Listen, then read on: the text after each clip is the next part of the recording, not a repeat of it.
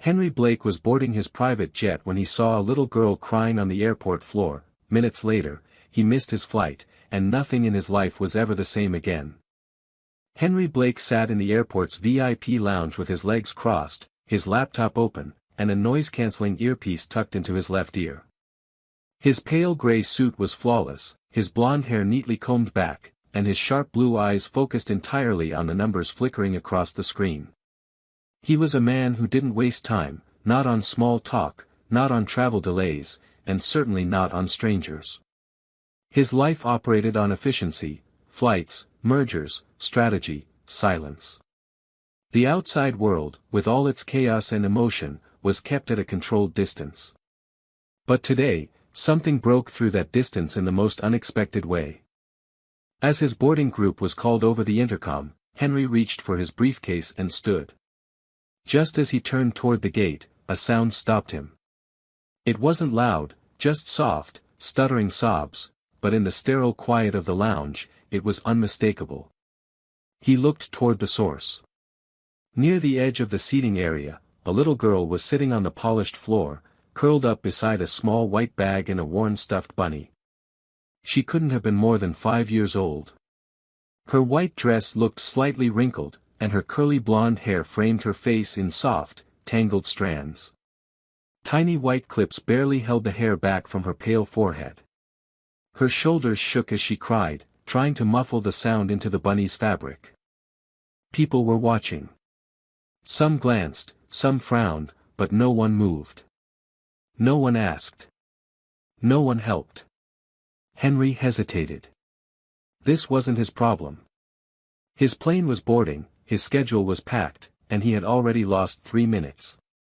But his feet didn't move toward the gate. They turned instead toward her. He knelt slowly, loosening his tie slightly, unsure why he felt nervous. "Are you lost?" he asked, keeping his voice calm and low. The girl looked up with wide, glassy blue eyes that mirrored his own more than he realized. She sniffled, clutched the bunny tighter, and shook her head. "Mommy went to the bathroom and didn't come back," she said. "She told me to stay here." "I did. But she didn't come back." Henry looked around. No adult nearby seemed even remotely connected to the girl. There was a small pink jacket folded on the seat behind her and a woman's handbag beside it, but otherwise, nothing. He frowned, reaching for his phone. "What's your name?" he asked, already pulling up security services. The girl answered softly, "Lily." The name hit him like a slow, quiet punch. Lily. Not unfamiliar. Familiar in a way that made his stomach twist. As he spoke to the airport staff and they began checking security footage, Henry stayed near her. He offered her water, which she refused. He asked if she wanted to sit on a chair. She said no, her mother had told her not to move. She obeyed perfectly. An hour passed before security came back with footage. A woman, blonde and thin, holding Lily's hand, entered the restroom area. No footage showed her leaving. Eventually, after a search, she was found unconscious in a service hallway behind the restrooms. Overdose. Emergency services arrived. Henry heard the paramedic mention the name on her ID and stopped breathing for a second. Melanie Brooks. He hadn't heard that name in nearly 6 years. But it wasn't a name you forget. Not when it belonged to the only woman who ever got under his skin, then vanished without a trace. Melanie. And now this little girl, Lily, sitting on the floor in front of him, was her daughter. He watched her as she picked at the fur on her bunny's ear. The tears had dried, but she still looked terrified, hollowed out by confusion and something more ancient than any child should feel. Henry couldn't walk away. Not now. Not when a long-buried name had just taken on a face. He sat down beside Lily and said gently, "You don't have to wait alone anymore." He missed his flight. And for the first time in years, he didn't care. Henry didn't take Lily home right away. Instead, he arranged for a private hotel suite near the hospital where Melanie had been admitted. The staff had tried to offer alternatives, a social worker, a temporary shelter, but Henry refused them all. There was no hesitation in his voice when he said he would be responsible for the child. The moment he heard Melanie's name, a part of him that had been buried deep under years of control and emotional detachment snapped awake, and he knew, without evidence or explanation, that Lily was his daughter. He couldn't prove it yet, but his instincts had never spoken so loudly. Lily clung to her stuffed bunny as they rode silently in the back of his black car. She didn't speak, didn't cry, just stared out the window with wide, unblinking eyes. Occasionally, she would glance at Henry, but she didn't ask questions. She had the look of someone who had learned to stay quiet and invisible. Henry, watching her through the mirror, felt something tight settle in his chest. It wasn't pity. It was recognition. When they reached the hotel, he gently led her inside. The staff recognized him immediately. Mr. Blake was a known figure in the business world, and offered their best suite. He asked for a quiet floor, room service on standby, and absolute privacy. Once inside the suite, he showed Lily the bedroom, the television, the balcony she wasn't allowed to go out on without him. She nodded to everything, not really reacting, as though her body was present but her mind was floating elsewhere. He ordered her a warm dinner, something simple, a grilled cheese sandwich and soup. She sat at the edge of the couch and ate with small, careful bites, still holding the bunny with one arm. Henry sat across from her with a plate of untouched food. He watched her more than he spoke. Finally, he broke the silence. "Do you remember your mom talking about someone named Henry?" he asked. Lily looked up, a piece of bread paused in her hand. She thought for a second, then nodded slowly. She said he was someone from before. Someone she missed, even when she didn't say it. Henry felt the air go still. Melanie hadn't just disappeared. She had carried a part of him with her. And now that part was sitting across from him, quiet and unsure, needing someone who didn't vanish. He tucked her into bed that night, awkwardly at first. He wasn't used to brushing small teeth or finding the right storybook voice. She chose a picture book from the hotel's children's selection, and he read it stiffly, until she interrupted him halfway through and whispered, "You don't have to be good at it. Just don't stop reading." He didn't. After she fell asleep, clutching her bunny and breathing in soft patterns, Henry stepped into the other room and made the call. A private medical lab he had used before, discreet and fast. He requested a DNA test. He gave his own sample immediately, and arranged to have Lily's collected in the morning, gently, without frightening her. He knew he could wait for answers, but in his gut, he already had them. He stood by the window of the suite for a long time, watching the dark city move beyond the glass. His phone buzzed with messages from his assistant, his board, his lawyers. He ignored them all. Nothing in his perfectly structured empire felt as important as the tiny girl asleep behind the door. The pieces didn't make sense yet, but the weight of it had already settled in his bones. Whether the test confirmed it or not, Henry knew one thing with absolute certainty: he wasn't leaving her. Not now. Not ever. The DNA results arrived in less than 48 hours. Henry hadn't told Lily about the test, not because he wanted to hide the truth, but because he knew that labeling what they already felt wouldn't change how he was treating her. Still, when the envelope arrived by private courier, his heart beat harder than he expected.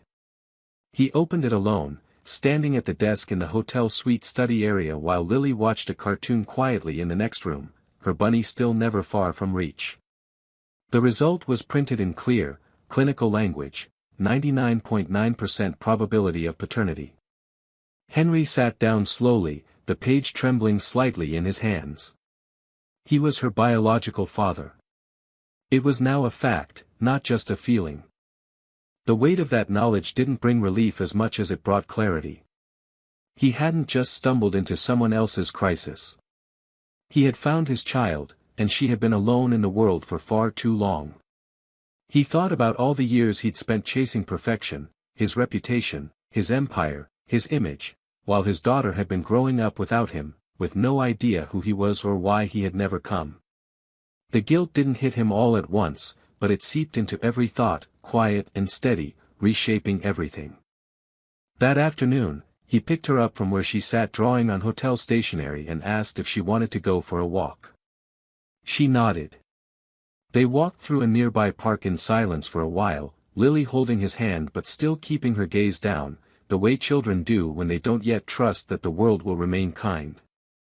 Eventually, she stopped and pointed at a small bench by a fountain. They sat together, and after a long pause, she asked, "Is Mommy going to die?" Her voice wasn't dramatic or frightened, it was calm, resigned, too heavy for someone her age. Henry didn't lie. "I don't know," he said honestly. "But the doctors are doing everything they can to help her." She nodded. "She told me once that if something ever happened to her, I should find someone named Henry. But I didn't know how. I just waited." She looked up at him for the first time with something like hope, not trust yet, but the start of it. "Are you him?" "Yes," he said, his voice catching. "I am." She leaned against him without another word, her small shoulder resting against his chest like she was testing to see if he was real. He didn't move, didn't speak. He simply stayed there, letting her decide how much closeness she could take. It wasn't affection that struck him then, it was awe. Somehow, she had found her way to him without even knowing it. Later that evening, back at the hotel, he contacted his legal team. He needed to begin the process of formal guardianship immediately. With Melanie unconscious and unable to provide consent, it would take paperwork, hearings, background checks, and court approval. He didn't care how long it would take. He would do it right. He also reached out to a child psychologist, arranging for an evaluation and emotional support for Lily in the coming days. He wanted her to feel safe, not just fed and housed. He wanted her to know she mattered. She had gone too long surviving. Now, she deserved to begin healing. That night, when he tucked her into bed, she turned toward him and asked, "Will you still be here tomorrow?" The question came out softly, almost like a whisper she was afraid to believe in. "I'll be here every day," he said. "As long as you want me." She didn't answer right away. But then she nodded once, closed her eyes, and reached out with one hand to hold onto his sleeve as she drifted to sleep. Henry didn't move. He sat there beside her, still wearing his suit jacket, her fingers curled in the fabric, and he understood something he never had before: he wasn't rescuing her. She was saving him, too. The days that followed settled into an unexpected rhythm, quiet but meaningful. Henry extended their stay in the hotel suite while renovations quietly began in his penthouse to prepare a permanent home for Lily, one with a bedroom designed just for her, soft lighting, safety latches, and space for toys and books she hadn't yet picked. But until that space was ready, he did his best to make the hotel feel like more than just a temporary shelter. Lily adapted quickly to the quiet luxury of their surroundings, not in the way of a child dazzled by wealth, but with the quiet gratitude of someone who had been cold before and now felt warmth. She asked few questions, never demanded anything, and often looked to Henry for silent permission before doing even the simplest things, like reaching for a juice box or turning on the television. It broke something in him every time she hesitated like that, as though kindness was still something she hadn't learned to trust. He made it his mission not just to care for her needs but to offer presence, the kind that didn't expect anything in return. He read to her every night, even when he had meetings that ran long or calls that waited unanswered. He began waking up early, not to review financial reports, but to learn how to braid hair by watching online tutorials so that when she asked, he could get it almost right. The first time she smiled wide enough to show her front tooth missing, he realized it was the first full smile he had seen from her. Their conversations grew longer and more personal. She told him about her bunny, which she had named Sky, because it was the same color as the sky she used to see through her bedroom window when she was scared at night. She shared that her favorite food was pancakes, but only if they were soft in the middle, and that she was scared of hospitals, not because of needles, but because she had once waited in one for hours without knowing if her mother would ever come back. Henry listened to everything. He didn't always know what to say, but he never dismissed a single word. The more she opened up, the more fiercely protective he became, not just because she was his daughter, but because she was finally learning what it felt like to be heard. Meanwhile, Melanie remained unconscious in the hospital. Henry visited her daily, even if only for a few minutes. He sat at her bedside, told her about Lily's day, and updated her on the legal progress. He wasn't sure if she could hear him, but he spoke anyway, not out of obligation but because part of him needed her to know that he was finally doing what he should have done long ago. He had no bitterness toward her anymore. Only sorrow, for the years they had lost, for the weight she must have carried alone, for the fear that had made her disappear. One afternoon, after a hospital visit, Henry brought Lily to a small bookstore. It was raining lightly outside, and she held his hand tighter as they crossed the wet pavement. Inside, the air smelled like paper and warmth. Lily wandered carefully through the children's section, her fingers brushing across covers like they were made of something fragile. She finally picked out a book about a fox who found its way home after being lost in the woods. That night, she asked Henry to read it twice. When he finished the second time, she whispered, "Do you think the fox knew where he was going?" He paused, then answered, "I think the fox didn't know, but he followed something inside him. And it led him to exactly where he was meant to be." She nodded as if that made perfect sense, then curled up under her blanket and drifted to sleep. The next morning, Henry received confirmation from his legal team. The petition for emergency guardianship had been approved. It was temporary, but it was official. He was now, in the eyes of the law, Lily's legal guardian. He folded the document slowly, not because he doubted the outcome, but because holding it felt like holding a second chance with his own hands. When he told Lily the news, she didn't cheer or jump up and down. She simply smiled softly and said, "So now I get to stay." Henry knelt in front of her and looked into her eyes. "You never have to leave again," he said. And for the first time, she reached out without hesitation and hugged him, arms tight around his neck, as if she had been waiting her whole life for someone to say those words and truly mean them. The penthouse was ready within 2 weeks, transformed from a minimalist, sterile bachelor space into a place that could now be called a home. Gone were the chrome edges, the cold light, and the sharp silence. In their place were warm rugs, softer furniture, a kitchen that smelled like actual meals, and a bedroom down the hall that Lily chose every detail of, from the color of the walls to the shape of the nightlight. Henry had never cared about interior design beyond aesthetics, but now he found himself researching safe drawer locks, non-toxic paints, and the best bedtime books for 5-year-olds. His calendar, once filled with investment briefings and mergers, now included field trip dates, parent forms, and a daily reminder labeled, "Pick up Lily." Their first day in the new home was quiet but full of meaning. Lily explored slowly, taking her time to look at everything. Her favorite thing turned out to be a small window seat in the corner of her room where she could curl up with her bunny and watch the city lights come on at night. Henry watched her without interrupting, standing in the hallway as she touched the edge of a shelf and tested the softness of her blanket. It was the first time he saw her act like a child simply experiencing comfort, not survival. In the days that followed, they built new routines. Pancake Sundays became sacred, even when the pancakes came out uneven or burned. Henry learned to laugh when Lily smeared whipped cream on his nose. On weekday mornings, she insisted on brushing her own hair, then asked him to fix it after, which usually meant starting over but pretending she had done most of the work. Evenings were spent with coloring books, simple puzzles, or reading together.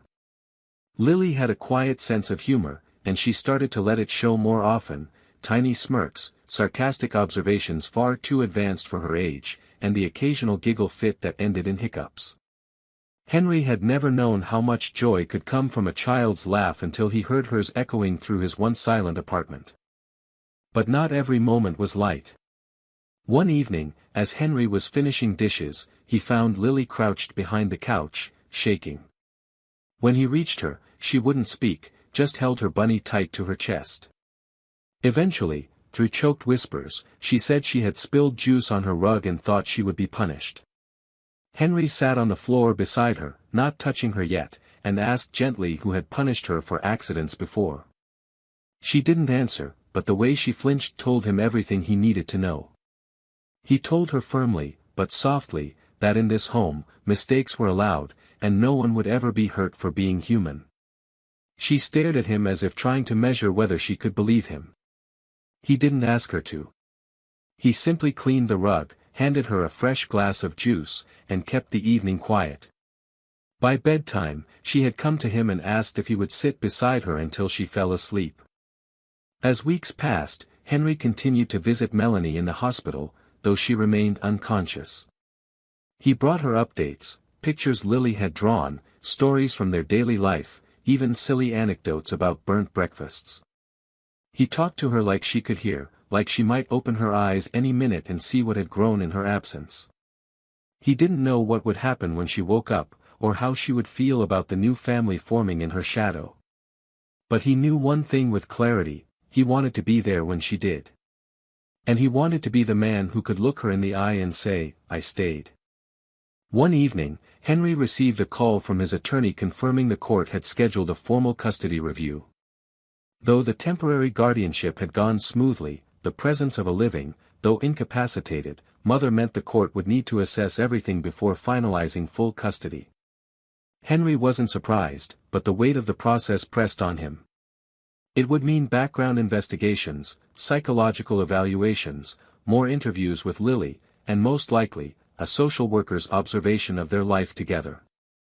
It would mean proving he was good enough, not as a CEO, but as a father. That night, when he sat beside Lily in her room as she fell asleep, he didn't read a book.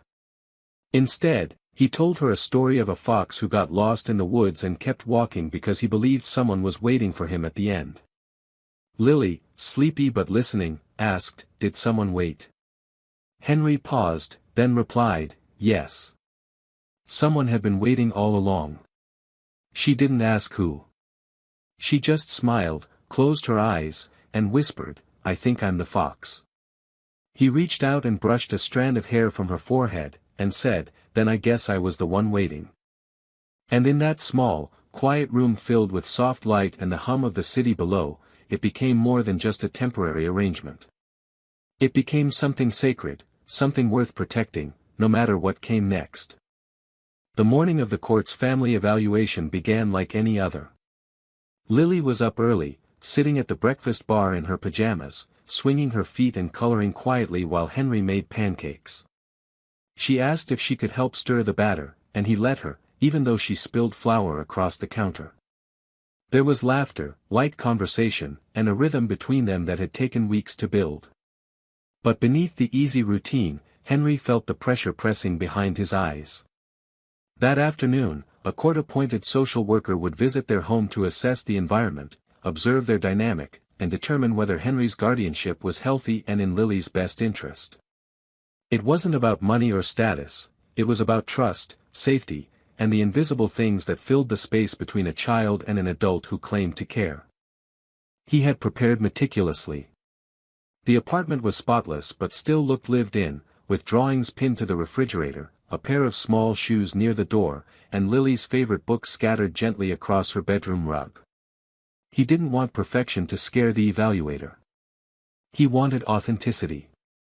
He dressed casually but neatly and told Lily that someone would be coming to visit them to see how they lived. She asked if she had to wear a dress, and he told her only if she wanted to. She chose a soft blue one and asked him to fix her hair. He braided it carefully, the way she liked, and tied the ribbon just right. When the social worker arrived, she was warm and professional, her eyes kind but observant. She greeted Lily first, kneeling to her level and introducing herself by her first name.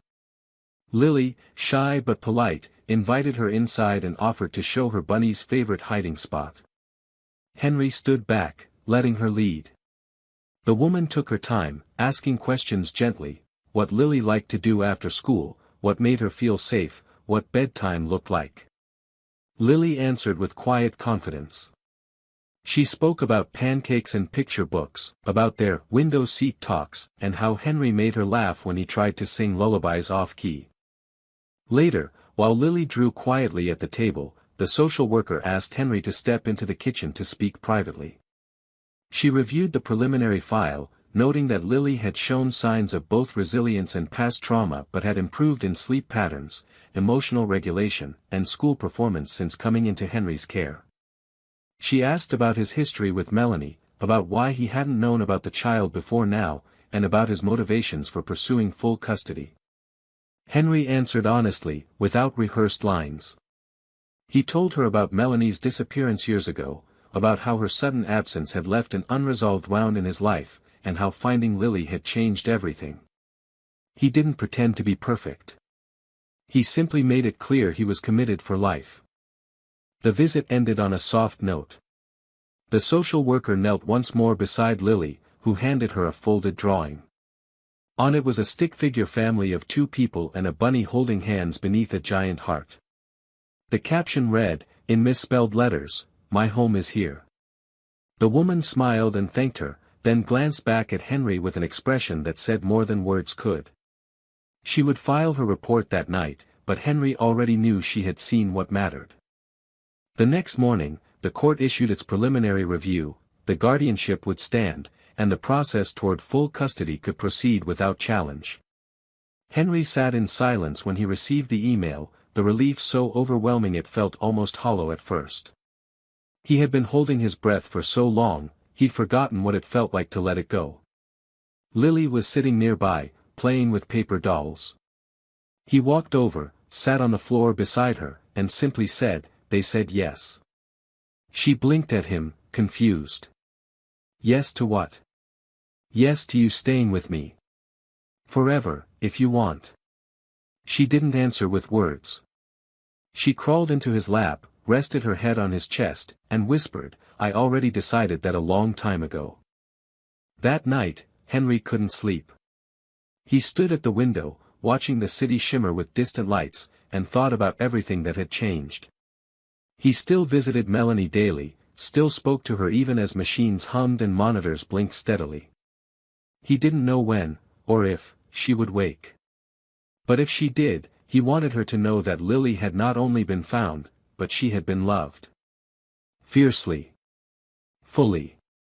Without condition. He turned to look back at the hallway where Lily's nightlight glowed gently under the door. A life that once existed only in theory, a concept he hadn't dared dream of, was now living, breathing, and fast asleep in the room next to his. And he knew, without question, that the court had only confirmed what his heart already understood. They were no longer waiting for permission to be a family. They already were one. Henry had just returned from Lily's school when he got the call from the hospital. It was short and cautious. Melanie had woken up. The doctor on the line warned him that she was weak, disoriented, and not fully coherent yet, but conscious. Henry stood in the middle of his kitchen, phone in hand, frozen.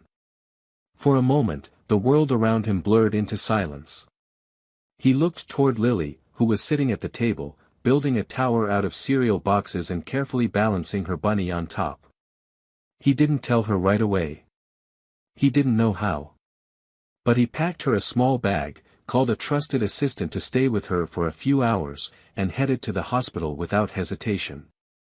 When he walked into Melanie's room, she looked smaller than he remembered, her skin pale against the sterile white sheets, her eyes fluttering slowly toward the window. The moment she turned her head and saw him, there was a flicker of recognition. Not fear. Not surprise.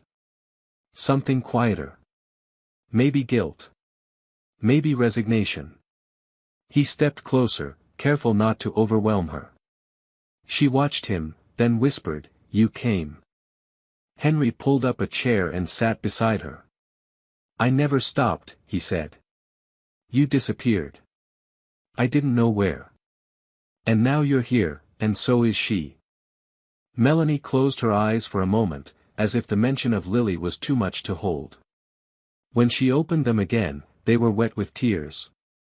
"I didn't mean to disappear," she said. Her voice was hoarse, barely more than a breath. "I was scared. I thought I'd ruin you if you knew.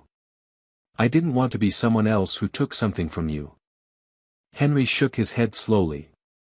You didn't ruin me. But you did leave me out of the most important part of my life. And now she's everything. They sat in silence. Machines beeped quietly beside them.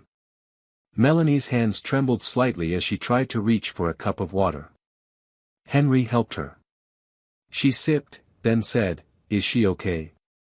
Is she happy?" "Yes," he said. "She's thriving. She's smart, and strong, and cautious. But she smiles more now. She laughs. She asks about you every night." Melanie pressed a hand to her mouth to stifle a sob. "I wanted to be better before I told you. But I never got better. And I didn't want her to grow up watching me fall apart." "You did what you thought you had to," Henry said. "But you don't have to do it alone anymore." Later that evening, he returned home to Lily, who ran into his arms the moment he walked through the door. She asked if he had gone to a meeting, and he hesitated before saying, "I saw someone very important." "Your mom." Her eyes widened, unsure whether to feel joy or fear. "She woke up," she whispered. He nodded. "She asked about you. She misses you." Lily clutched his hand tightly. "Can I see her?" Henry nodded again. "Soon. When she's a little stronger." In the days that followed, they spoke more often. Melanie's strength returned slowly. Henry visited her daily, updating her on Lily's routines, her favorite books, the way she hated broccoli and loved staying up too late. He brought her drawings, voice messages, even photos. Melanie wept the first time she heard Lily's voice say, "Hi, Mommy. I hope you're okay." "I'm okay. Daddy takes care of me." It was the first time either of them had heard her call Henry that aloud, Daddy. Eventually, Henry asked Melanie what she wanted for Lily's future. Her answer came without hesitation. "I want her to have peace. And I think you give her that. I'll never ask you to give her back. I just want to be whatever part of her life she'll let me be." Henry felt something shift in that moment. Not closure, not quite forgiveness, but a kind of understanding. They had both come through pain and shame and uncertainty, and now they stood, different, changed, but still willing to do what mattered most, love the same child in the best ways they could. That weekend, Henry and Lily sat in their apartment and put together a scrapbook. She carefully glued photos of them baking cookies, her first day at school, her stuffed bunny beside the window seat. Then she took a blank page and said, "This one's for Mommy." And Henry smiled, knowing they were making space, not just for the life they'd built, but for the ones they were still finding room to welcome in. On a warm Saturday afternoon, nearly 6 months after that day in the airport, Henry stood in the living room with his sleeves rolled up and a nervous energy pulsing just beneath his usually calm surface. Sunlight streamed through the tall windows, lighting up the hardwood floors and casting gentle shadows across Lily's colorful artwork hanging in mismatched frames. Everything about the space was different now, no longer the home of a man who lived alone but the home of a family. The scent of fresh lilies and something sweet baking in the oven lingered in the air. In the other room, Lily was carefully arranging her stuffed animals in a row on the couch, all of them facing the hallway as though preparing for a ceremony. She was wearing a white dress with soft blue flowers and had insisted on tying her own shoes, crookedly, but proudly. Today was the day the adoption would be finalized. The papers had been signed, the court had approved everything, and all that remained was a simple in-person visit from a court officer to verify that Henry still intended to go through with the formal process. It was mostly symbolic, a last check before the document would be sealed and official. But for Henry, it felt like something much more. It felt like the final brick in a foundation he had spent months, years, really, building without knowing it. When the knock came at the door, Lily rushed to open it, her bunny tucked under one arm. The officer smiled warmly, greeted them both, and stepped inside with a clipboard and a light tone. The visit was short and pleasant, full of kind questions and even kinder remarks about how at ease Lily seemed in the home. After she left, Henry and Lily stood quietly in the center of the room. It was done. She was his. Not temporarily. Not conditionally. Officially. Legally. Forever. Lily looked up at him with her wide, thoughtful eyes. "So now I'm yours?" she asked, even though she already knew the answer. Henry crouched down and placed both hands on her small shoulders. "You've always been mine," he said. "Now it's just on paper too." She hugged him tightly, and for a long moment, neither of them said anything. The silence didn't feel empty. It felt full, like a space that had finally been filled with something real. That evening, they invited Melanie over for dinner for the first time since she'd regained her strength. She had moved to a new apartment nearby and was in outpatient treatment, working through years of pain with steady progress. She arrived with a small bouquet of sunflowers and a cautious smile, unsure how the night would go but hopeful. Lily greeted her with a drawing, herself in the middle, holding both Melanie's and Henry's hands, and led her to the table with the quiet confidence of someone who understood that love didn't have to be split. It could be shared. Dinner was simple: pasta, salad, and cupcakes that Lily had decorated with far too many sprinkles. They laughed, told stories, and looked at old pictures Melanie had brought of herself and Lily from years before. At one point, Melanie leaned across the table and said, "Thank you, Henry. For everything. For her. For not walking away." Henry nodded, his throat tight. "Thank you for bringing her into this world. I'm just lucky I got to find her in it." Later, after Melanie left and Lily had fallen asleep curled up beside her bunny and a new bedtime storybook, Henry stood in the doorway of her room, arms crossed, eyes damp. The soft glow of the nightlight shimmered across her face, peaceful in a way that made everything else fade. The court documents were on the desk behind him, neatly stacked and notarized. But he didn't need them anymore to feel what was true. He walked to the window and looked out over the city. The lights below flickered like distant stars, busy and cold, but here in this space, this warm, lived-in home, he had found something far more lasting than success. He had found a purpose that didn't need recognition, a kind of wealth that didn't show up on spreadsheets. And as he turned off the last light and whispered goodnight to the quiet apartment, he understood fully what he had once been too afraid to admit. He wasn't just a man who had stepped into a child's life. He was a father. Not by blood alone, but by every choice, every quiet promise, every moment of staying when it would have been easier to walk away. And that made him richer than he had ever dreamed possible. What makes the ending of this story so powerful is its quietness. There's no dramatic twist, no grand public gesture, just the steady, intimate triumph of love choosing to stay. Henry, a man once defined by control and detachment, becomes a father not through obligation, but through transformation. And that's what gives the story its depth. Lily isn't just a child in need, she's the catalyst that brings out the best in him. Her quiet resilience and trust teach Henry more about connection than any success ever did. The moment the adoption is finalized isn't the climax, it's the confirmation of everything that's already grown in between the silences, the late-night stories, the broken pancakes, and the gentle choices to keep showing up.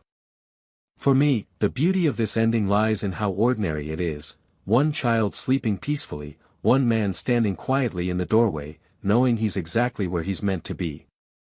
It's not flashy. It's real. And sometimes, the most extraordinary endings are the ones built on simple, unwavering love.